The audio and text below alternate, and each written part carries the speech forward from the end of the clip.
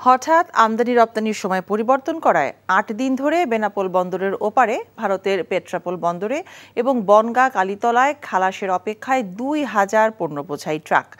ভারতের পেট্রাপোল বন্দরের বিভিন্ন সংগঠন সন্ধ্যা ৬:৩০টার পর থেকে আমদানি রপ্তানি বাণিজ্য বন্ধ করে দিয়েছে। এতে ওপারে ভয়াবহ ট্রাক জট সৃষ্টি হয়েছে।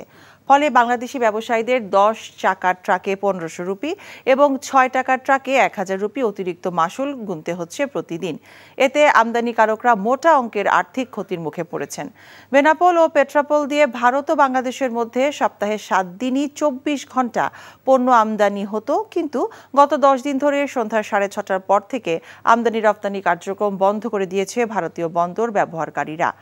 ইন্ডিয়া বাংলাদেশ চেম্বার অফ কমার্সের পরিচালক মতিয়ার রহমান জানান, বেনাপোল বন্দর দিয়ে প্রতিদিন ৪০০ থেকে ৫০০ ট্রাক পণ্য আমদানি এবং ২০০ থেকে ৩০০ ট্রাক পণ্য রপ্তানি হতো। এখন জন্ম সনদ দিয়ে খোলো বিকাশ স্টুডেন্ট অ্যাকাউন্ট। নিজের বিকাশ নিজে কর।